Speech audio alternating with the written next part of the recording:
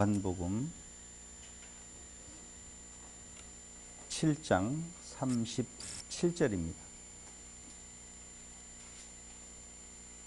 명절 끝날 곧 큰 날에 예수께서 서서 외쳐 이르시되 누구든지 목마르거든 내게로 와서 마시라. 나를 믿는 자는 성경의 이름과 같이 그 배에서 생수의 강이 흘러나오리라 하시니 이는 그를 믿는 자들이 받을 성령을 가리켜 말씀하신 것이라. 예수께서 아직 영광을 받지 않으셨으므로 성령이 아직 그들에게 계시지 아니하시더라. 아멘. 우리는 지난 시간까지 예수님과 유대인들의 논쟁을 통한 예수님의 메시아, 곧 하나님의 아들, 하나님 되심을 선포하는 내용을 같이 살펴보았습니다. 논쟁을 통하여서 당신이 하나님의 아들, 메시아이심을 선포하신 예수님을 요한은 지금 소개하고 있다고 보셔야 돼요. 그러니까 우리가 성경을 항상 볼 때는 사건이 먼저 있고 그 사건을 소재로 해서 어떤 메시지를 전하는 자가 있다는 거예요. 그러니까 지금 메시지를 전하고 쓰는 자는 요한이고 그 요한이 가져다가 쓰는 소재는 예수님께서 살아생전에 하셨던 행적을 근거로 해서 그렇게 선포하고 계신다는 거예요. 근데 지난 시간에 우리가 공부했던 내용은 뭐냐면은 유대인들과의 논쟁, 그리고 형제들과의 갈등, 이런 것들을 통해서 예수님 당신이 하나님의 아들 메시아 되심을 선포하셨다라고 하는 것을 소개해 주셨다라고 말씀을 드렸잖아요. 그러면서 결론적으로 중간중간에 하는 결론은 뭐냐면 예수님은 하나님이시다. 이걸 지금 말해주고 있다는 것이죠. 그런데 오늘 7장 37절로 52절에서는 다시는 목마르지 않는 물을 주시는 하나님이시다. 누가? 예수가. 이 말이에요. 이 내용이 그때 당시의 문화를, 구약의 그 시대 상황을 잘 이해를 하면 아주 쉬운 말인데 그걸 전혀 모르면 갑자기 왜 여기에서 물 이야기가 나오는 건가? 라고 생각해 볼 수 있어요. 우리는 성경을 성경으로 받아들이기 때문에 다시 이야기할게요. 성경을 성경으로 받아들여야 돼요. 성경을 책으로 받아들여야 돼요. 이런 것들이 어려운, 자기 혼자 대답을 가지고 있어요. 그래 놓고는 질문을 해요. 그럼 원론적인 대답을 해도 틀렸다고 말하고 원하는 대답을 해도 또 반대로 말하면 아니다라고 이야기를 하니 참 답답하잖아요. 다시 이야기할게요. 성경을 성경으로 받아들여야 돼요. 성경을 책으로 받아들여야 돼요. 편지책 고마워요. 의도된 답을 해주셨어요. 근데 저도 처음 예수를 믿기 시작할 때에 성경은 특별한 책, 뭔가 비밀이 숨겨진 책, 그리고 달리 풀어야 될 책, 이런 걸로 생각을 했기 때문에 1.1핵도 거기 더하거나 빼면 안 된다라고 할 때 그때는 성경은 개역 성경 하나밖에 없었거든요. 옆에 빨간색이든지 금색이든지, 조금 부자들은 금색, 서민들은 빨간색, 이렇게 칠해진 것만이 진짜 성경인 줄 알고 거기에서 한 글자도 빼거나 더하면 안 된다고 생각을 했던 거예요. 이런 것들이 이제 패착이죠. 성경을 오해하게 되어지고 잘못 받아들여질 수 있는 내용인데 성경은 그냥 책 보듯이 보셔요. 그리고 거기에서 의미를 담고 하나님의 말씀이 선포되는 것이거든요. 근데 책으로 안 보면 자꾸 그 성경 자체를 자기한테 접목시키려고 하는 시도를 하게 되어 있단 말이죠. 그래서 오늘 마찬가지예요. 예수님께서 행하셨던 그 현장이 중요해요. 그 현장의 내용을 가지고 와서 무엇인가 메시지를 전하려고 하는 두 번째가 중요하다고 손가락으로 이렇게 해주시네요. 물론 예수님께 행하셨던 현장이 없으면 두 번째 책은 나올 수가 없어요. 그러나 분명한 것은 이건 팩트, 사실 그대로 한 가지의 일이에요. 근데 그 한 가지 일어났던 그 일을 여러 사람들이 여러 관점에서 하나님께서 그 기자를 통하여서 뭔가 메시지를 전하려고 하는 목적하는 바가 있다는 거예요.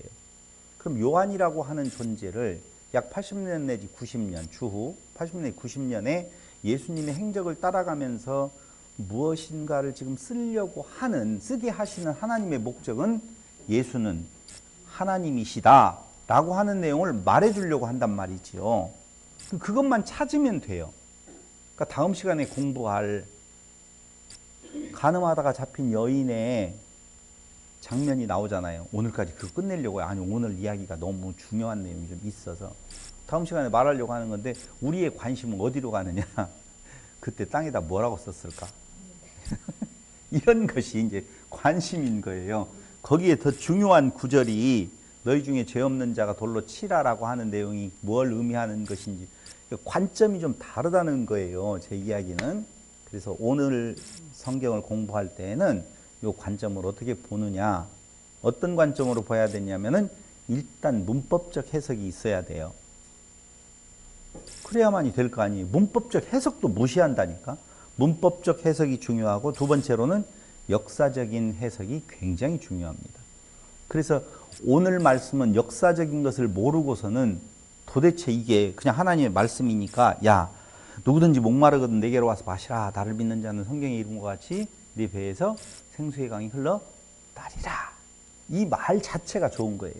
그래서 목마르고 컬컬하고 답답한, 권사님들이 많이 그러잖아요. 권사님도 그런 기도 해보셨어요? 컬컬하고 답답한 심령이라고 하는 기도들을 많이 하는데, 그 컬컬하고 답답한 심령을 해소시켜 줄 수 있는 어떤 비법이 들어있는 걸로 생각하는 경우가 굉장히 많더라는 것이죠. 그래서 그런 구절이 아니라 무엇을 말하려고 하는 것인지를 우리가 알아야 된다. 보세요. 나사렛 출신이에요, 예수는. 이걸 성경에서 오늘도 나오지만 갈릴리라고 말을 하고 있어요. 두 번째로는 그는 목수의 아들이에요. 요한의 아들이죠. 세 번째로는요, 배운 것 없는 자라고 나오고 있어요. 네 번째, 예수님의 특징을 말한다면은 혹시 여러분들 뭘 들 수가 있을까요? 그냥 못생겼다. 오! 대단해요. 아니, 그렇게 말들을 해요. 저렇게 잘생긴 예수님의 모습은 말이 안 된다. 못생겼다는 거예요. 그러니 여자들은 누구하고 결혼하냐 그러면은 돈 많은 여자냐, 돈 많은 남자나 돈 없는 남자냐 그러면은 잘생긴 남자. 뭐 이렇게 간다며요. 뭐 하면 잘생긴 남자. 이렇게 간다라고 하는 이야기를 하는데, 인기 없을 만큼 못생겼다라고, 볼품 없다라고. 그러니까 가문도 별것 없지, 직업도 변변찮지, 거기에다가 나사렛이라고 하는 갈릴리 출신이지, 이게 없어요. 별로. 그러니까 그러한 존재가 어떻게 하나님의 아들 메시아가 될 수 있느냐라고 하는 것이 보편적인 생각이에요. 이걸 가지고 오늘날 한번 써먹는 사람이 있잖아요. 누구예요? 맞출 것 같은데? 이만희 씨. 볼품 없지, 배운 것 없다고 그러지. 그걸 예수님한테 갖다가 집어넣어가지고, 봐라, 예수님도 그랬지 않느냐. 그러니 배운 것 없고 볼품 없고 그런 존재가 메시아가 될 수 있는 것처럼 이만희도 그렇다는 거예요. 말이 되는 이야기를 해야 되죠. 봐봐, 예수님도 예루살렘 베들레헴 출신이 아니라고 보면 이만희도 그렇다는 거예요. 정말 말이 되는 이야기를 해야 돼요. 제가 이렇게 말을 하면 신천지 사람들은 저를 욕하겠죠. 저를 욕하겠지만 잘 들어보시면 개념이 나와 있어요. 자, 이런 예수님의 모습이 그들에게 비춰진 거예요. 그래서 그는 하나님의 아들이 될 수가 없다. 이렇게 정리를 하고 있는 중에 명절 끝날이 왔어요. 명절 끝날이라고 하면 지금 명절은 초막절이 지나고 있잖아요. 초막절은 며칠 동안 지내느냐 하면은 7일 동안 지내요. 7일 동안 지내는데, 여기 명절 끝날이면 며칠 날이 되겠어요? 7일째 되는 날로 보통 생각을 하는데, 아니요. 명절 7일이 지나고 난 뒤에 그 다음 날이에요. 그러니까 이날은 이런 거예요. 후풀이. 그러니까 명절이 다 끝나고 난 뒤에, 와, 이제 탄성을 지르고 마지막 날 되어지잖아요. 명절 끝에는, 잔치의 끝에는 항상 뒤풀이를 하잖아요. 그리고 소리를 와 질러서 끝이잖아요. 그게 피날레거든요. 그러니까 명절 끝날은 7일이 지난 그 다음 시간을 지금 맞이하고 있는 거예요. 그게 큰 날이라고 선포되어지는 날. 그 초막절이 무엇인지를 알아야만이 요 말씀은 해석이 될 수가 있다고요. 갑자기 논쟁을 하다가 목마르면 내게로 와. 내가 너희에게 영원히 목마르지 않는 물을 줄 거야. 왜 그런 말을 했을 것 같아요? 이해가 돼요? 집사님? 축제를 7일 동안 하는 중에 물이 없어가지고 목말라서 물 좀 주소라고 외칠 때 내게로 와 이렇게 말했다는 거 아니에요? 아니요. 난 또 그런 줄 알았네. 상상력이 대단하시다라고 생각을 했었는데 아니고만요. 어쨌든 명절은 초막절이고 끝날은 마지막 피날레를 장식하는 7일이 지난 바로 그 뒤에요. 그때에 이 초막절이라고 하는 개념이 무엇냐 그 말이에요. 초막절 레위기서 23장 34절 39절. 자, 이거 찾아보고 쭉 성경을 찾아볼 거예요. 오늘 초막절이 도대체 무엇인 건지 레위기서 한번 찾아볼게요. 23장 34절 39절. 제가 읽어드릴게요. 여기 이스라엘 자손에게 말하여 이르라. 일곱째 달 15셋 날은 초막절이니 여호와를 위하여 이레 동안 지킬 것이라. 첫날에는 성회로 모일지니 너희는 아무 노동도 하지 말지며 이레 동안에 너희는 여호와께 화제를 드릴 것이요 여덟째 날에도 너희는 성회로 모여서 여기 나오죠? 여덟째 날에도 성회로 모이라고 7일 지키는데 여덟째 날도 성회로 모이라고. 이게 이제 마지막 피날레예요. 여호와께 화제를 드릴지니 이는 거룩한 대회라. 너희는 어떤 노동도 하지 말지니라. 그러면서 39절, 30 계속 다 있죠. 조금. 이것들은 여호와의 절기라. 너희는 공포하여 성회를 열고 여호와께 화제로 드릴지니 번제와 소제와 희생제물과 전제를 각각 그날에 드릴지니 이는 여호와의 안식일 외에 너희의 헌물 외에 너희의 모든 소원제물 외에 또 너희의 모든 자원제물 외에 너희가 여호와께 드릴 것이니라. 39절. 너희가 토지 소산 거두기를 바치거든 일곱째 달 15셋 날부터 이레 동안 여호와의 절기를 지키되 첫날에도 안식하고 여덟째 날에도 안식. 7일 지키는데 여덟째 날이 두 번 나오죠?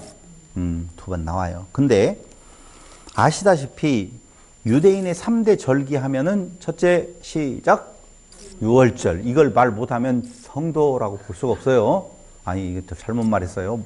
몰라도 성도예요.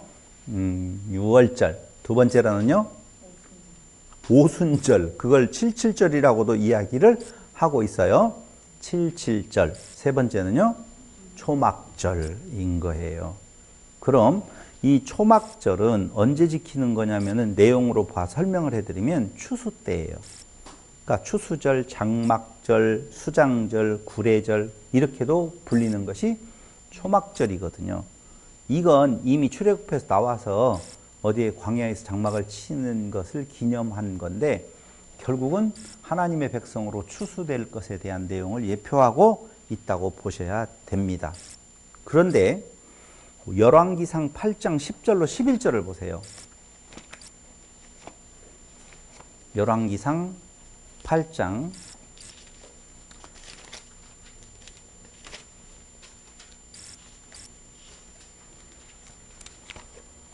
찾으셨습니까? 8장 10절로 11절. 제가 못 찾았네요. 여기 나왔어요.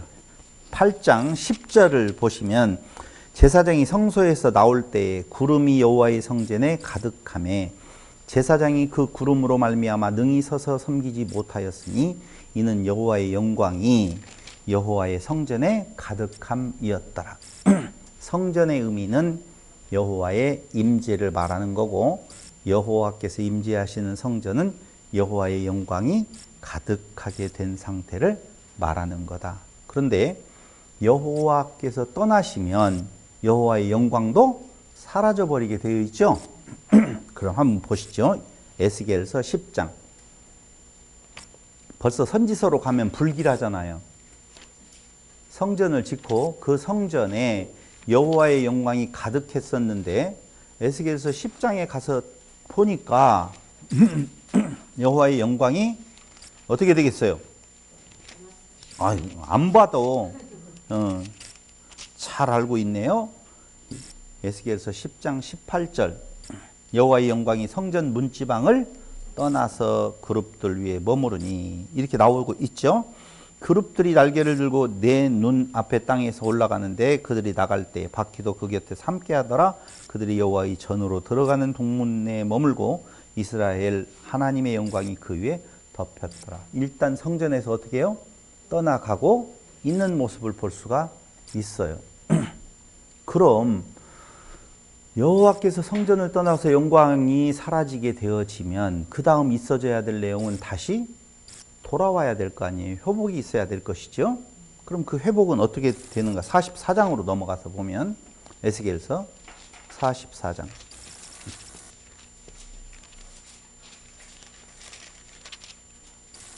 4절 그가 또 나를 데리고 북문을 통하여 성전 앞에 이르시기로 내가 보니 여호와의 영광이 여호와의 성전에 가득한지라 내가 얼굴을 땅에 대고 엎드리니 여호와께서 내게 이르시되 인자야 너는 전심으로 주목하여 내가 내게 말하는 바 여호와의 성전 모든 규례와 모든 율례를 귀롭고 또 성전의 입구와 성소의 출구를 전심으로 주목하고 이렇게 쭉 나와요. 어쨌든 성전으로 다시 돌아오신 여호와의 영광이 가득하게 되어지지요. 그럴 때 47장에 가보세요. 이게 자 여호와의 성전에 영광이 가득했는데 떠나갔고 다시 돌아와요. 그럼 성전의 영광이 가득하게 되어진 상태를 47장 1절로 2절 그가 나를 데리고 성전 문에 이르시니 지금 성전에 대한 이야기가 계속 나오는데요. 성전의 앞면이 동쪽을 향하였는데 그 문지방 밑에서 물이 나와 동쪽으로 흐르다가 성전 오른쪽 제단 남쪽으로 흘러내리더라. 그가 또 나를 데리고 북문으로 나가서 바깥길로 꺾여 동쪽을 향한 바깥문에 이르시기로 본즉 물이 그 오른쪽에서 스며 나오더라. 자, 사라졌던 여호와의 영광이 성전에 다시 돌아오면서 거기에는 물이 넘치게 되어지고 넘치는 물은 사방으로 흘러가고 있는 모습을 지금 보여주고 있는 거예요. 뭐가 연상이 되어져요? 에덴 동산. 그렇죠. 근거가. 에덴 동산을 우리는 성전이라고 이야기를 한다고 말해 드렸습니다. 그런데 강이 에덴에서 발원하여 흘러서 사방으로 갔다. 또 찾아봐야 되죠. 근거를. 처음 오신 분도 없지만 한번 찾아보겠습니다. 창세기 2장 10절 근거를 대드려야 되죠. 2장 10절에 강이 에덴에서 흘러나와 동산을 적시고 거기서부터 갈라져 네 근원이 되었으니 첫째의 이름은 비손 쭉 나오잖아요. 그러니까 2장 10절로 17절에 보면 에덴에서 물이 흘러 사방에 이르게 되어졌다라고 하는 내용 이게 나오잖아요. 자, 여기까지 충분히 이제 우리는 그림을 그려내고 있어요. 또 물이 나왔던 부분이 어디냐면은 이스라엘 백성들이 출애굽해서 광야에 왔는데 목마르고 물이 없어졌을 때에 반석을 쳐서 물이 흘러 나오는 내용을 볼 수가 있어요. 그건 반석을 쳐서 물이 나오니까 우리는 뭘만 보냐면은 목마르면 반석을 어떻게 쳐야 될 것이냐, 2번 치냐, 3번 치냐, 1번 쳐야 되느냐, 이런 것들을 따져 묻고 있는데 메시지는 뭐냐면은 여호와 하나님께서 그들과 함께 계신다. 목마른 그들에게 물 되신다. 라고 하는 내용이거든요. 하나님이 함께 계시면 여호와의 영광이 넘친다. 이제 충분히 몇 구절을 찾아보면서 이해됐잖아요. 근데 요한복음 7장 37절에 보면 다시 목마르다 이렇게 나오잖아요. 그렇죠? 이해됐어요? 거기까지? 그럼 먹어도 목마른 것이 해소되어지지만 잠시 동안이고 다시 목마름의 연속이 되어져요. 그렇다면 다시 목마르지 아니할 물이 필요할 거 아니에요. 그런 물만 있다면 얼마나 좋겠어요. 그 여인이 말한 내용이잖아요. 그렇죠. 이렇게 이야기하면 여러분들은 저를 따라서 오다가 새길로 갔는데도 불구하고 새길인지 모르고 그래 목마른다 뭐 이렇게만 지금 생각을 하고 있단 말이에요. 그게 아니고 왜 갑자기 요한복음 7장 36절인가 7절에서 목마른 이야기가 왜 나왔느냐를 지금 이야기를 한다고요. 놓치면 안 돼요. 속으면 안 된다고요. 그러니까 잘 가다가 원줄기에 대한 내용을 놓쳐버리고 맞아 목마르지 않으려고 보면 예수께 이렇게 생각을 하면 뭐 틀리다라고 볼 수가 없잖아요. 그래서 제대로 갔다라고 말하는데 아니고 그쪽이 아니고 지금 메시지는 초막절하고 연결시켜서 지금 메시지를 전하고 있단 말이에요. 연속되어지는. 그럼 초막절에 어떤 내용이 있었기에 요 물 이야기가 예수님이 그 뒤에 이어서 바로 나올 수가 있었느냐. 지금 그 말을 하려고 하는 거예요. 자, 초막절 행사가 어떻게 이루어지는지 아시는 분 있으면 그냥 입 다물고 계세요. 여러분들이 말을 하면 제가 말할 말이 없잖아요. 제가 이야기하도록 놓아두시라고요. 중요한 이야기라 제가 말씀을 잘난 체를 한번 해볼게요. 초막절 행사는 7일 동안 어떻게 이루어지느냐면요. 성전 밖에 나가면 못이 하나 있어요. 연못. 연못 하니까 벌써 물 떠오르잖아요. 그 연못 무슨 연못? 맞추고 그렇지 뭐 맞출 줄 알았어요. 표정만 봐도 알겠어요. 실로암 못이에요. 실로암 못에 금 대접을 가지고 나가요. 나가서 금 대접에 실로암 물에 물을 떠다가 성전 제단에 부어요. 그리고 성전을 한 바퀴 도는 거예요. 한 바퀴 돌았으니까 매일 떠다가 붓고 한 바퀴 돌고 매일 떠다가 붓고 한 바퀴 돌고 일곱째 날은 다 같이 시작 7번. 그렇죠. 이렇게 우리 성도님들은 잘 맞춘다. 전 정말 놀라워요. 짝으로 잘 맞추네. 7번 떠다가 7번 붓고 7번 돌아요. 어디가 떠올라요?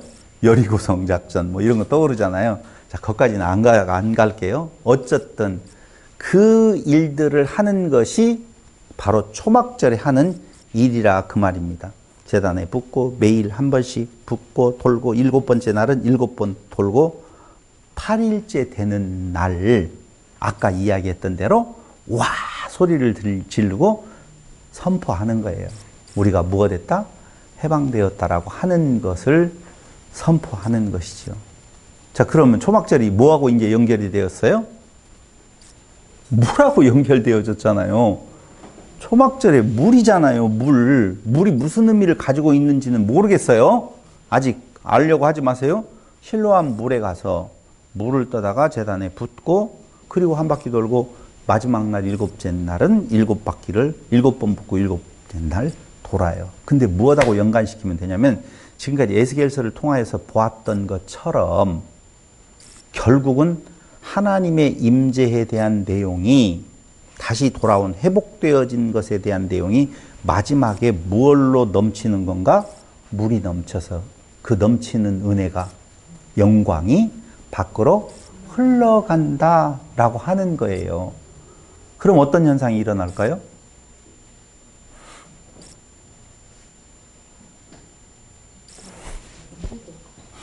이스라엘은요, 물이 없으면 진짜 안 되는 거죠. 그래서 전쟁을 할 때도 그 물을 안으로 들어올 수 있도록 뭐 수로를 팠다라고 하는 이야기 이런 것들이 많이 있잖아요. 그러니까 물이 굉장히 중요해요. 사람에게 있어서도 생명이나 마찬가지인데 그것은 다시 먹고 다시 목마를 수 있어서 항상 그 물이 필요해요. 근데 예수님께서는 결국은 해마다 드려지고 있는 초막절에 다시 그 물 행사를 다시 하잖아요. 그러면 하나님의 은혜가 우리를 떠나지 아니하고 우리와 같이 해서 그 은혜가 넘친다. 그 넘치는 은혜가 밖으로 흘러간다라고 하는 의미를 담고 있단 말이죠. 그럴 때 예수님께서 하시는 말은 너희들이 아무리 좋은 물을 좋은 수로에서 되어서 먹는다 할지라도 다시 목말라서 그 물이 필요한 것처럼 이스라엘은 답답하고 컬컬한 심정이잖아요. 이때 답답하고 컬컬한 심정이라고 말하는 거예요. 뭐가 답답하고 뭐가 컬컬한 건가? 그들이 그 처해 있는 환경이 아직 속국으로서 컬컬하고 답답한 심령이라 그 말이에요. 그러니 그때 외치는 말이 물 좀 주소 그 말이에요. 그럼 이스라엘은 그런 의미에서 답답하고 컬컬한 심령이라고 보면 우리들은요. 권사님들이 기도하는 것처럼 답답하고 컬컬한 심령에 물이 필요할 거 아니에요. 완전히 해갈을 시켜줄 수 있는 그 물, 매일 먹지 않아도 한 번으로 끝내버릴 수 있는 그 물을 요구할 수밖에 없어요. 근데 김동 집사님 같은 경우에는 답답하고 컬컬한 심령이 지금 돈은 아니잖아. 아니라고 해주세요. 아니죠. 사람이 고프잖아. 얘를 사랑이 고프고 어떤 분은 건강이 고파요. 먹고 마시고 입을까 관계성에 대한 내용 이런 것들이 고파 있는 현대인들이 있다는 거예요. 그들이 그것을 해소하기 위해서 교회로 오고 절로 가고 이쪽 저쪽으로 다 찾아 헤매고 있는 모습들을 볼 수가 있어요. 이스라엘은 굉장히 단순해요. 정치적인 메시아로 고파요. 그들을 로마로부터 해방시켜 줄 어떤 메시아가 와서 지금 이 속국으로부터 벗어났으면 좋겠다라고 하는 정치적 메시아를 원해요. 그러니 그것을 포커싱해서 보고 있으니 예수가 안 보이죠. 마찬가지로 우리도 마찬가지예요. 우리가 무엇을 포커싱해서 예수를 바라보느냐에 따라서 예수가 안 보일 수도 있다는 거예요. 그걸 충족시켜줄 어떤 절대적인 존재가 내게 필요합니다라고 할 때 예수는 안 맞는 분이라는 것이죠. 그럴 때 예수님께서 하시는 말씀이 너희들에게 충족시켜줄, 자, 건강을 한번 주었다고 봅시다. 안 죽지요? 한번 주면?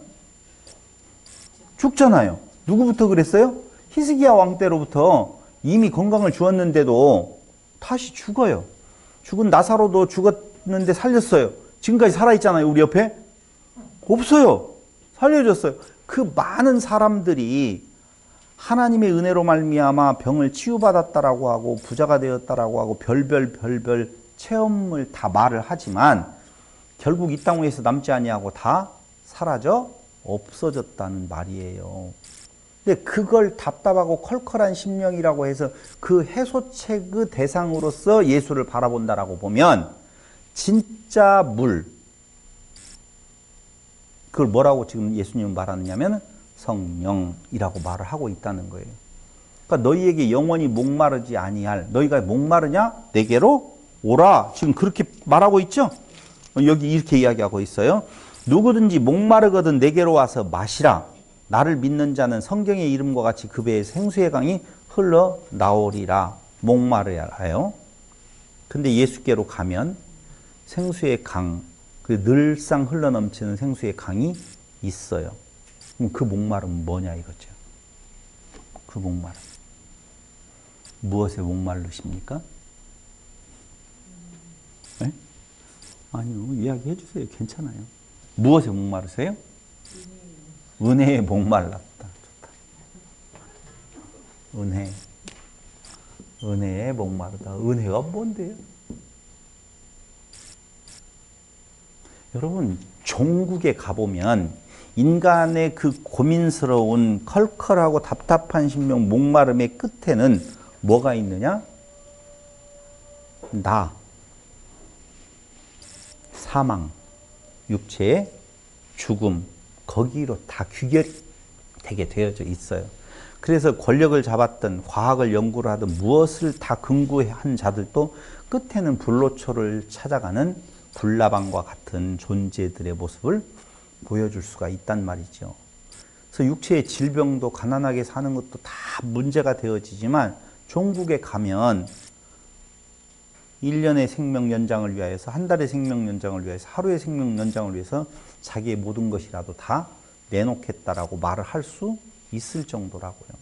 그러니까 너희들이 진정으로 참 생명, 그 참 생명이 뭐냐? 사람의 생명은 끝이 있다고요.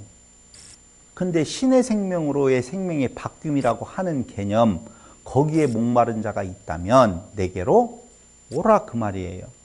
내게로 오면 내가 너희에게 생수를 주마. 영원히 목마르지 아니할 그 생수가 성령이다 그 말이죠. 성령이 왜 우리에게 생수가 되어지는 거예요? 이런 것들은 질문을 좀 하고 싶네요. 왜 그것이 우리에게 생명이 되어지죠? 예수. 예. 성령께서 하시는 일은 뭐냐면요. 오직 예수 증거라고요. 그러니까 논리를 너무 이렇게 편만하게 펼치지 아니하고 간략하게 말을 한다라고 보면 예수 안에 생명, 내 안에 생명이 있다 그 말이. 그 생명은 무슨 생명을 말하는 건가? 인간으로서의 오래 사는 거 아니에요. 인간으로서 오래 사는 것은 개똥밭에 굴러도 이승이 낫다라고 말하는 많은 어른들이 했던 이야기에 그런 생명 아니라고요. 아무리 오래 살아도 900살을 넘게 살았던 무두셀라도 결국은 사라졌단 말이죠. 천년을 산다라고 하는 거북이가 천년 산다라고 그러죠? 안 봤어요, 한 번도. 천년 사는 거북이는 못 봤지만 천년 사는 거북이도 죽었어요, 결국은. 그럼 한순간의 꿈이라고 하는 개념이, 저는 그런 생각을 해요. 우주가 엄청나잖아요. 제가 아는 과학자가 그 우주를 표현할 때 그 우주는 현재까지 과학자들이 말하는 의미의 우주는 7천억 개래요. 억개. 7천억 별이 아니에요. 우리가 사는 은하계 있죠? 그 우리가 사는 은하계 같은 그런 개가 7천억 개가 있대요. 근데 한 은하계당 별이 몇 개냐면 7천억 별이래요. 도대체 상상이 안 가죠? 이건 과학자들이 생각해 볼 수 있는 정도를 말하지 그 너머에는 어떤 내용이 있는지를 알 수가 없다는 거예요. 그러니까 지구 같은 별들이 우리 은하계에만 몇 개? 7천억 개. 그런 그 은하계가 몇 개? 7천억 은하계. 와, 대단하다. 대단하죠? 이걸 하나님이 관장하신다. 상상이 가요, 안 가요? 안 가요? 어떻게 가요? 가요? 가고 있어요, 지금? 저는 무엇에서 나름대로 힌트를 얻냐면, 요구르트를 먹다 보면 거기에 몇 마리? 100억, 1000억 이런 이야기를 하잖아요. 내가 먹는 그 조그만한 요구르트에 1000억이건 100억을 이야기를 하는데, 여러 사람들이 지금 한국 사람들만 먹는 그거에 1000억, 100억씩을 계속 다 먹고 있잖아요, 지금. 그럼 그것도 생물이잖아요. 아, 제가 무슨 말 하는지 이해됐죠? 충분히. 그런 엄청난 수가 있다고요? 그럼 대단한 거예요. 대단해요, 안 대단해요? 뭘 대단해? 하나도 안 대단하다는 말을 듣고 싶었어요, 대답은. 대단하지도 않아요. 그냥 몇 천억을 그냥 막 먹어버려요. 그럼 하나님께서 7천억이라고 하는 내용을 한 번에 먹어버릴 수 있겠어요, 없겠어요? 있잖아요. 아무것도 아니잖아요. 인간 앞에서의 그 유산균도 몇 천억을 이야기하고 사람만 그 난리가 났는데 그걸 관장한다라고 하는 것이 뭐 대단한 일 같지도 않다는 것이죠. 그러니까 인간 앞에서 유산균 게임이 안 돼요. 하나님 앞에서 이 우주라고 하는 개념이 아무것도 아닌 거거든요. 근데 우리는 100년을 살고 싶다, 110년을 살고 싶다, 장수의 꿈을 꾸고 싶다라고 하면서 그때 재산도요, 우주에서 하나 떨어진 요만큼 돌멩이 가지고도요, 우리 지구를 살 수가 있다고 그러잖아요. 엄청나게 비싸다라고 그러잖아요. 근데 별것 아닌 것에 우리는 온통 마음을 다 뺏기고 그것을 쟁취하기 위하여서 신앙이라는 이름으로 예수를 믿는다라고 말을 한단 말이죠. 참 얼마나 이뻐요. 우리 예배 처소가 생겼잖아요. 내가 보고 참 정말 몇 년 만이냐라고 하는 생각을 가져봐요. 뭐 성도 수가 많아서가 아니라 우리의 공간 요거 하나 해놓고도 가슴 뿌듯해서 어떤 사람은 하루 종일은 아니었었다. 와가지고 엄청나게 노력하고 수고하고 애쓰고 다들 마음들을 지금 모으고 있잖아요. 그러니 큰 예배당 지어놓고 얼마나 마음이 뿌듯하겠어요. 우리 교회야 라고 하는 생각을 하고 싶잖아요. 그런 것처럼 돈 1억, 10억, 100억을 가지고 나야 라고 하고 싶은 생각이 왜 없겠냐고요. 내 건강을 가지고 그렇게 자랑하고 싶은 생각이 왜 없겠냐고요. 근데 그건 어느 틈에 사라져서가 아니라 인간 앞에서 유산균은 한순간에 꿈인 것처럼 우리가 추구해가고 있는 먹고 마시고 입을 건가에 대한 내용이 한순간의 꿈이고 그걸로 인하여서 내 목마름이 잠깐 해갈이 되어질지는 몰라도 그 물이 없어서 밥 먹을 빵이 없어서 그게 아니라는 것이죠. 그럼 뭐가 제일 문제냐? 정체성이에요. 그 유산균은 그냥 유산균이기 때문에 한 방에 그냥 몇천억이 그냥 들어가 버리는 것인데, 우리 마찬가지예요. 아무리 우리에게서 좋은 환경에 좋은 조건이 있다고 할지라도, 나는 어저께 깜짝 놀랐어요. 뉴스를 보면서. 우크라이나군이 러시아군을 하루 사이에 몇 명? 3,000명을 죽였다? 뭐 이런 거 나오고, 러시아에서는 우크라이나군을 1,000명을 죽였다? 뭐 이런 이야기들을 그냥 아주 쉽게 뉴스에서 우리가 지금 볼 수가 있다는 거예요. 근데 우리는 그 많은 사람들이 순간에 지금 사라지고 있는데도 불구하고 자기라고 하는 존재 안에 갇혀서 이게 전부요, 이게 우주 다다라고 생각을 하면서 거기에서의 지나친 답답함과 목마름을 가져가고 있다는 것이죠. 근데 하나님은 그거 아니에요. 먹을까 마실까 입을까에 대한 내용이 아니라 너희가 영원히 목마르지 아니할. 그럼 영원히 목마르지 아니하려고 보면 어떻게 해야 될까요? 미안해. 죄송해요. 이게 맞는 말인지 안 맞는 말인지 제가 말을 하려다가 깜빡 생각이 들어가는데, 물이 필요 없는 생명으로 바뀌어야 될 거 아니에요. 물 마시지 않아도 될 생명으로 바뀌는 거잖아요. 하나님은 물 마실까요? 안 마실까요? 그런 의미예요. 제 이야기는. 진짜 목마름에 대한 내용을 해소하는 것은 그 생명에 대한 끝이 있는 그 생명에서 끝이 없는 영원한 생명으로의 차원을 달리하는 그 부분인데, 그걸 충족시켜 줄 대상이 오직 예수님밖에 없고, 그 예수를 소개해 주는 분이 바로 성령이시기 때문에 오직 성령이 임하시면 다른 거 없어요. 나에 대해서 증거한다라고 이야기가 하고 있다 그 말이에요. 그러니 아직 그 역사를 이룰 때가 아직 안 됐잖아요. 예수님께 죽으시고 부활하신 뒤에 그 역사에 대한 내용이 이루어지는 것처럼 아직은 예수님께서 죽지 않았기 때문에 성령이 임하시지 않았다라고 이야기를 지금 표현하고 있어요. 이것을 그럼 그전엔 성령이 활동을 했던 거야? 이렇게 좀 생각하지 않았으면 좋겠어요. 계시 차원에서 말씀을 해주고 있는 건데, 그 성령의 역사는 무엇을 증거하는 건가? 예수님의 십자가의 죽으심과 부활을 전하고 있다는 거예요. 그럼 1000년 전, 2000년 전에 그 성령은 차원을 달리해서 그 메시지, 그 복음을 그때 그 성도에게 전하고 있는 것이지, 또 이렇게 생각하면 그때 성령이 예수께서 십자가에 죽고 부활하실 거야 이렇게 전했다는 말로 안 받아들였으면 좋겠어요. 십자가와 부활은 그게 은혜예요. 부활이라고 하는 것은, 우리는 이 십자가가 나무로 만들어야 돼요? 쇠로 만들어야 돼요? 못질을 해야 돼요? 안 해야 돼요?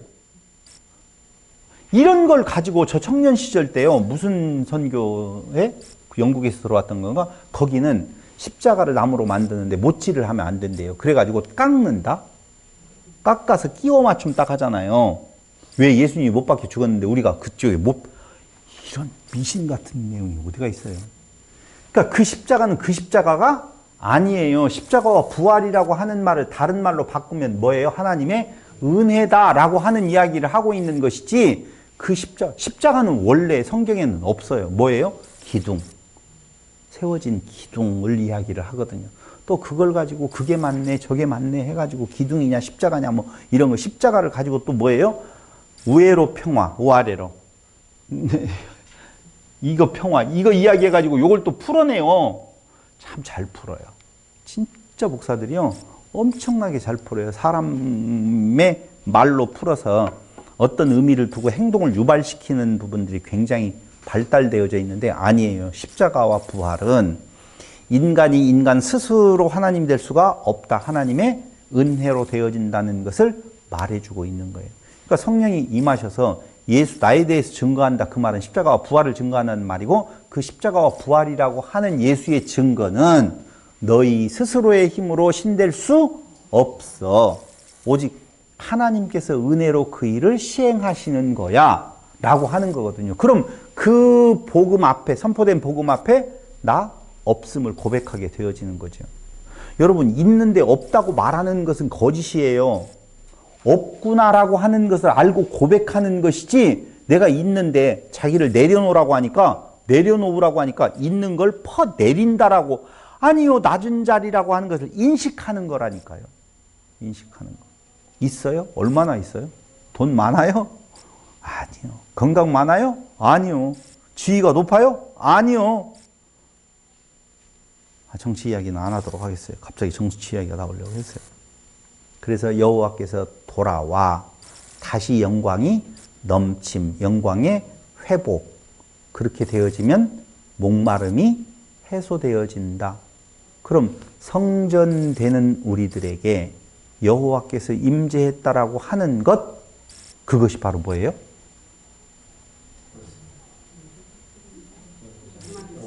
응? 그러니까 다 같은 이야기지만 결국은 우리가 신됨의 자리에 갔다. 요한복음 7장 37절 거기 보세요. 명절 끝날 곧 큰 날에 예수께서 서서 외쳐 이르시되 누구든지 목마르거든 내게로 와서 마시라.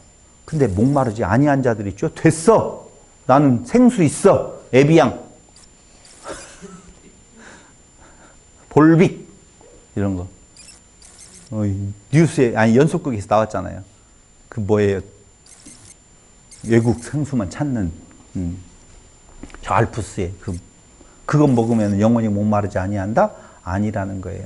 그러니 목마르지 않다라고 생각하고 살아가는, 난 충분해! 라고 살아가는 자들이 있다면 예수 필요 없지만, 정말 인간으로서의 그 목마름, 그 생명에 대한 갈급함이 있다라고 보면, 그건 예수밖에는 다른 길이 없다. 나를 믿는 자, 이렇게 나오잖아요. 그럼 나를 믿는 것과 뒤에 가서 성령하고는 어떻게 연결이 되어지느냐? 성령이 와서 예수를 증거하는 것, 그렇게 지금 표현하고 있어요. 나를 믿는 자는 성경의 이름과 같이 그 배에서 생수의 강이 흘러나오리니라 하시니 이는 그를 믿는 자들이 받을 성령을 가리켜 말씀하신 것이라. 예수께서 아직 영광을 받지 않으셨으므로 성령이 아직 그들에게 계시지 아니하시더라.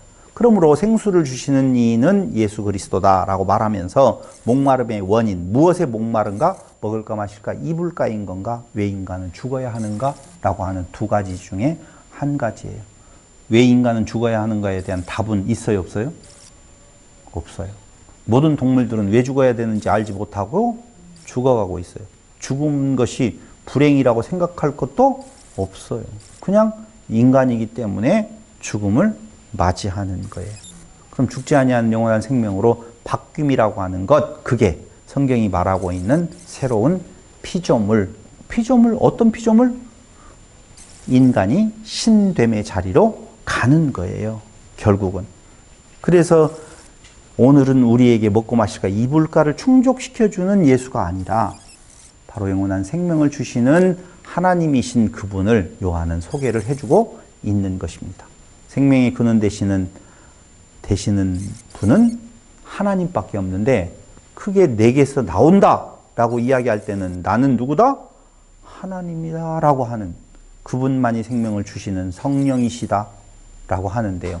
성령을 보내주는 자가 나다라고 하는데요. 7장 39절에 그 말을 하고 있는 거예요. 이는 그를 가리켜 성령을 말하는 것이다 라고 말하는 것이죠.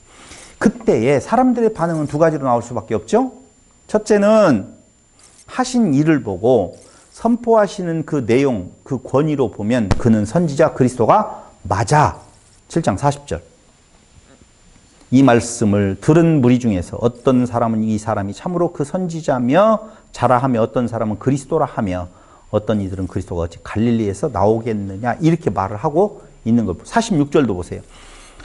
아랫사람들이 대답하되 그 사람이 말하는 것처럼 말한 사람은 이때까지 없었나이다. 두 가지의 반응이 나오죠. 한 가지는 첫째는 그는 분명히 그리스도가 맞아 라고 하는데 같은 사건 같은 내용을 보고도 아니야. 어찌 그가 메시아가 될 수가 있어. 그는 베들레헴 출신이 아니잖아. 7장 52절이 그 내용이에요.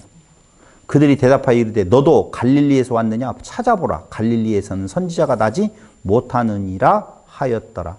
높은 자들 중에 그를 믿는 자는 없잖아. 여기 나오죠? 몇 절에요? 42절에 보니까 이렇게 나와요. 예수로 말미암아 무리 중에서 쟁론이 되니 그 중에 48절 당국자들이나 바리새인들이 대답하되 너희도 미혹되었느냐? 보낸 지금 부하들이 와서 딴 이야기 하니까 너희도 미혹되었어? 라고 말하면서 당국자들이나 바리새인 중에 그를 믿는 자가 있느냐?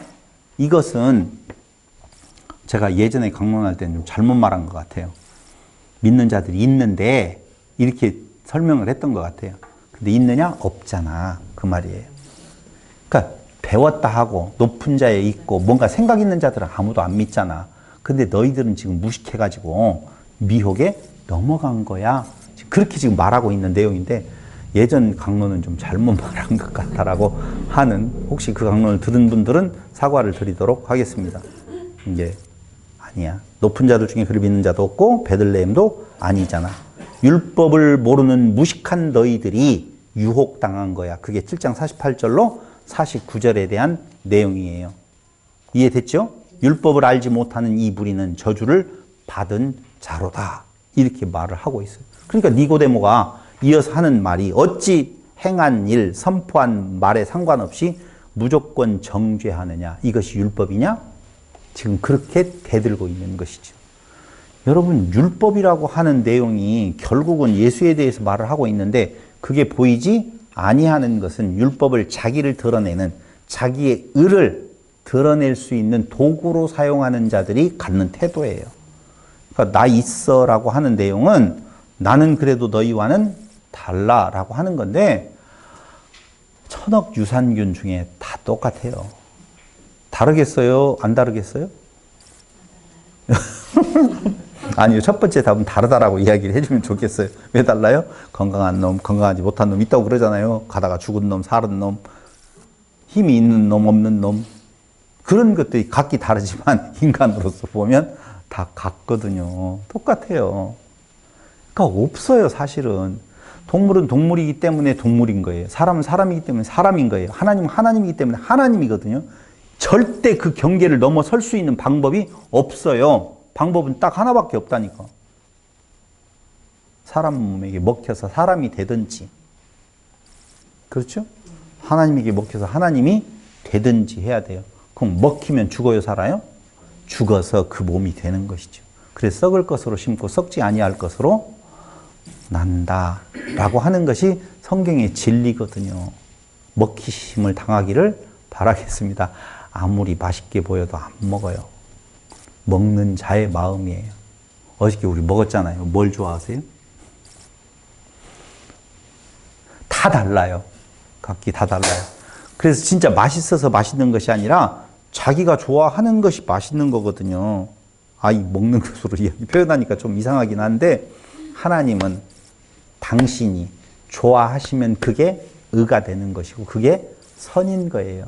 그 선악간의 기준은 오직 하나님만이 갖는 것인데 인간이 그 선악 지식을 통하여서 이렇게 하면 선이 되어져 하나님이 되는 거야 라고 생각하는 것, 그건 오리들이 나는 특별한 오리야 라고 말하는 거나 똑같다 그 말입니다. 그래서 아니에요. 사람이 하나님이 될 수 있는 방법은 오직 하나. 그게 바로 예수를 통해서 예수를 먹고 예수님에게 먹히는. 그래서 예수와 하나 되고 예수님과 하나님이 하나 되었으니 나의 하나님 됨이 거기에서 나오는 거예요. 그걸 성경은 우리에게 하나님의 자녀라고 그렇게 말을 하는 것이죠. 하나님의 자녀는 하나님이에요? 아니에요? 사람이에요? 그렇죠. 근데 그게 문제가 있대. 그게 문제가 있대요. 그럼 어떻게 하려고요? 앞으로 하나님 앞에 인간이 설 수 있을까요? 없어요, 여러분. 다르다니까요, 그 개념 자체가. 그래서 하나님을 본 자는 어떻게 된다? 죽는다라고 하는 의미의 두 가지 의미는, 첫째는 볼 수 없는데 본다고 하니 거짓말이고, 두 번째로는 종이 다르다라고 해서 죄송해요. 개념이 다른, 차원이 다른 내용인데 그 거룩하신 앞에 설 수 있는 자가 아무도 없다는 거예요. 그러니까 하나님께서 우리를 사랑하셔서 하나님의 자녀 만드시려면 방법은 딱 한 가지밖에 없어요. 어떻게 해요? 두 가지구나. 어떻게 해야 돼요? 하나는 인간의 몸을 입고 인간같이 와야지 인간 앞에 쓴다니까요. 그게 예수고. 아니면 하나님같이 되어서 하나님 앞에 계신 거예요. 있는 거예요. 그걸 하나님과 하나됨이라고 말을 하죠. 그래서 성경은 철저하게 하나님을 자기 밖에다 두고 섬기는 자가 되어지면 그걸 우상이라고 말을 하고 있는 거죠. 우리는 하나님을 섬기려고 여기에 뭐였어요? 아니라니까요. 그러니까 우리는 하나님을 섬기는 자가 아니에요. 하나님이 된 자지요. 하나님을 우리가 섬기는 것이 아니라 하나님이 우리를 섬겨서 우리를 먹어버려서 하나님 되게 만드는 거예요. 그럼 우리가 하나님 되었어요? 앞으로의 사는 삶은 어떤 삶으로 앞으로 되어지는 것 같아요? 섬기는 자의 모습인 것이지요. 누구를 위해 섬겨요? 지체들을 위해서. 맞아요. 손이 부지런히 열매를 따서 입에다 집어넣는 것은 손이 즐거우려고, 입이 즐거우려고? 머리가 즐거워. 아니요. 몸 전체의 세포가 다 그걸 먹고 자라나는 원리가 거기에 있어요. 그러니까 우리는 우리를 위해서 하는 것이 아니라 이웃을, 지체된 자를 위해서 사는데 그것이 바로 우리를 위해서 사는 삶이에요. 자식이 소중해요? 자기가 소중해요? 내가 소중한데 그 자식이 그렇게 소중하게 느껴지는 것은 내 배에서 낳기 때문에 그러는 것이지, 안 그래요? 나는 그런 것 같던데. 내 배에서 안 나와서 잘 모르겠지만 여성분들은 더 잘할 것 같아요. 그래서 손주도 귀엽고 자식도 귀여운 것은 나하고 같은 존재다라고 하는 의미에서 그렇지, 이상하잖아요. 유치원에 사진 찍은 쫙 아이들이 막 여러 명이 있잖아요. 근데 내 손주만 딱 보이잖아. 내 자식만 딱 보이잖아. 어떻게 그렇게 잘 보이는지 몰라요? 왜 그것이 보여요? 잘생겨서? 천만의 만만의 말씀이에요. 내 분신이니까 그렇다는 것이지요.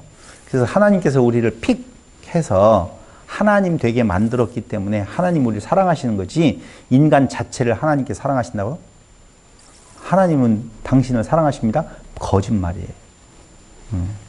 막 교회에 써놓잖아요. 하나님 당신을 사랑하십니다. 길가리 가는 사람 다 사랑한다라고 다 와 있는데, 그건 영혼을 데리고 와서 어떻게 하려고? 돈 내게 만들어가지고 부흥 키워가지고 큰 걸 자랑하려고 하는 것이지, 그건 아닌 거예요. 예수는 심령의 갈증을 해소시켜 주시는 물이요, 그 물을 주시는 하나님이시다 라고 말을 하면서 요한복음 8장 1절, 8장 1절 다음에 보더라도 모세의 율법과 예수의 복음 사이에서 지금 니고데모하고의 잠깐의 말다툼이 있는 거예요. 고발할 조건을 만들고자 하는 서기관들과 바리새인들이 그렇게 지금 말을 하고 있는 것이죠. 어떻게든지 율법을 보라고. 여기 율법은 사람의 말을 듣고 그 행한 것을 알기 전에 너희가 율법을 알지 못하는 자들로서 미혹당하는 거다라고 이야기를 하니까, 니고데모 하는 말이 율법은 사람의 말을 듣고 그 행한 것을 알기 전에 심판하니라. 그들이 대답하여 이르되 너도 갈릴리에서 왔느냐? 찾아보라. 갈릴리에서는 선지자가 나지 못하느니라 하였더라. 할 말 없죠. 자, 율법 한번 생각을 해봅시다. 너무 간단한 건데 펼쳐놓고 보면 어렵게 느껴져요. 율법 하면 떠오르는 것이 하라, 하지 말라 라고 되어 있죠. 그럼 하라, 하지 말라로 들으면 어떻게 들려지는 건가? 하면 복, 못하면 저주, 이렇게 생각이 들어간단 말이죠. 알지 못하는, 율법을 알지 못하는. 그러니까 예수님의 행하신 내용들을 다 보니 율법에 어긋나는 일만 했으니 그는 메시아, 하나님의 아들이 될 수가 없다고 말하는 자들이고, 니고데모는 그가 하신 일이 무엇인지 본질을 놓고 본다라고 보면, 너희들이 지금 그가 하신 일을 보지도 못하고 그걸 평가하지도 못하고 그냥 무조건 정죄한다는 말이냐, 외모로 사람을 정죄한다는 말이냐 라고 이야기를 하는데, 율법은 다른 거 아니에요. 간단하게 그냥 이야기할게요. 율법의 첫 출발은 모세로부터가 아니에요. 에덴으로부터 출발을 하게 되어져요. 에덴에는 동산 중앙에 한 그루의 나무가 있어요. 단수라고 그랬어요? 네, 율법나무예요. 율법을 보고 어떻게 보느냐예요. 지금 여기 서기관과 바리새인들이라고 하는 것은 율법을 보고 선악지식 나무로 보는 거예요. 그리고 그 율법을 보고 한쪽은 니고데모나 이 사람들은 무엇로 보는 건가? 우리는 그 율법을 지켜 행할 수, 외적인 부분에 대한 내용을 지켜 행한 것이 아니라 그 본질적인 내용을 보게 하시는 내용 속에서 선악지식 나무로 보는 것이 아니라 생명지식 나무로 보는 거예요. 근데 생명지식 나무로 본다라고 하는 과정이 필요하죠. 그 과정이 뭐냐면요, 너의 꼬락서니를 알라는 거예요. 너는 봐봐요, 율법은 하나님 법이에요, 사람 법이에요? 사람 이지선다요. 그렇죠. 이제 힌트는 이지선다형이었어요.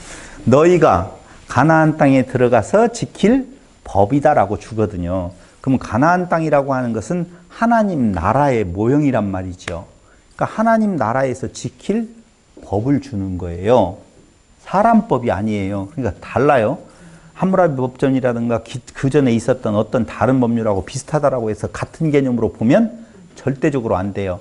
같은 소리를 낸다 할지라도 조항이 같다라고 해서 같은 것이 아니라 사람 법은 그 법을 통하여서 지배하는 거예요. 통제하는 거고. 그래서 그걸 지키면 다행이지만 지키지 아니하면 벌을 주겠다라고 해서 어떤 통치의 한 수단이거든요. 그래서 지혜라고 하는 내용으로 보았었을 때에도 보면 그건 사람끼리 있었을 때는 그렇게 사는 것이 편안한 삶을 살 수 있는 거야 라고 말을 하는 건데, 그것이 선악지식나무로 보는 개념이라고 보면 율법은 그 법이 아니에요. 사람 법이 아니라 하나님의 법이다 그 말입니다. 그럼 하나님의 법은 어떻게 이루어지는 건가? 그 표면을 보고 그 내용을 내가 지킨다는 개념이 아니라 나의 모습을 보게 만들고 그 나의 모습 속에 임하신 하나님의 사랑을 깨닫게 되어지면, 자, 여기서부터 이제 달라져요.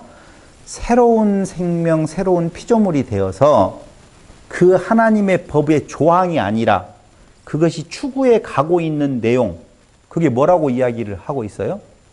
하나님 사랑, 이웃 사랑이라고 하는 내용으로 되어져 있어요. 근데 하나님 사랑과 이웃 사랑을 또 혼돈하지 않기를 정말 바라면서 내가 하나님을 사랑하고 이웃을 내가 사랑해야 된다는 것으로 생각하면 안 되고, 바뀌어진 생명이 이웃을 사랑하는 것은 사랑하라고 하는 조항 때문에 사랑해요? 사랑해지니까 사랑해요? 그 말을 듣고 싶었던 거예요. 그냥 자식은 사랑해야 된다라고 하는 조항으로 사랑하는 것은 뭐가 나오냐면요, 내가 너를 얼마나 사랑한 줄 알아? 어? 그러니까 예전에는 그랬어요. 서방복 없는 년이 자식복도 없다고 그러잖아요.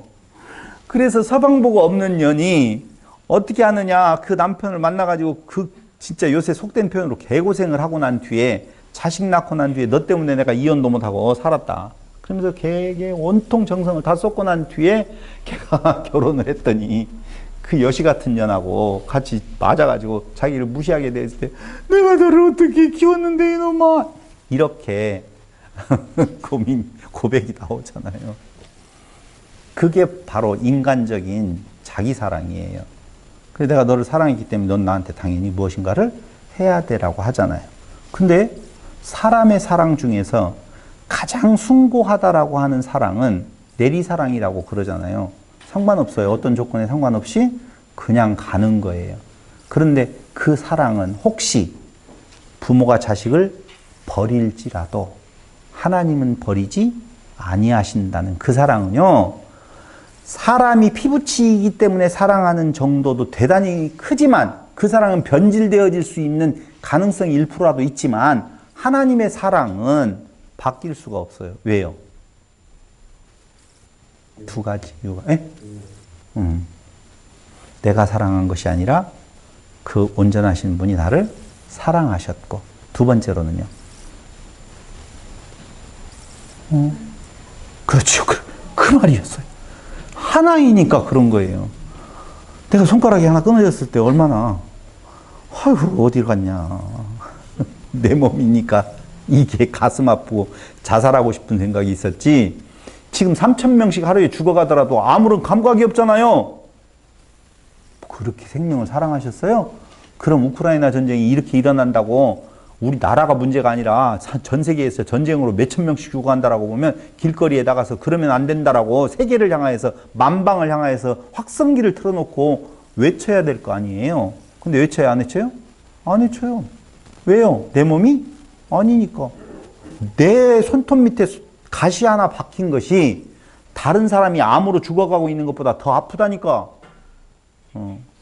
훨씬 아파요. 내가 지금 개돈 10만 원 때문에 아파하는 현실은 다른 사람이 1억 때문에 아파하는 것보다 훨씬 더 크다니까. 더 커요. 비유를 해도 어떻게 그냥 그렇게 형이 화학적인 걸로 든. 하나님은 당신의 지체이기 때문에 조건 없이 그냥 조건 없이 사랑하시는 것이 아니라 사랑하게 되어지는 거예요. 자기가 자기를 사랑하신 거예요. 그 사랑 안에 우리가 있다는 것이지요. 그 사랑 어떻게 할 수 있다고요? 어떻게 할 수 있다고요? 물 먹어서 참나 내가 아는 것이 아니라 물 먹었어요. 무슨 물? 성령물. 그게 성령의 임하신 증거라 그 말입니다. 이 사랑이 우리 사이에 넘쳐나서 생명으로 인하여서 목마름이 없는 성도들이 되시기를 바라면서 오늘 말씀 마칩니다. 기도드리겠습니다. 고마우신 아버지 하나님, 사람들이 물 좀 달라고 외치는 소리가 너무너무 큰 세상입니다. 오늘 우리에게 영원한 생명 되시는 예수를 보내주시고 또 성령을 통하여서 예수를 증거케 하셔서 우리에게 영원한 목마르지 아니할 생명을 주신 놀라우신 그 은혜에 감사드립니다. 이 사랑의 감동이 우리의 삶 속에서 넘쳐나서 우리의 사는 삶이 기쁨으로 그리고 하나님을 찬양하는 소리로 넘쳐나기를 예수님의 이름으로 기도드립니다. 아멘.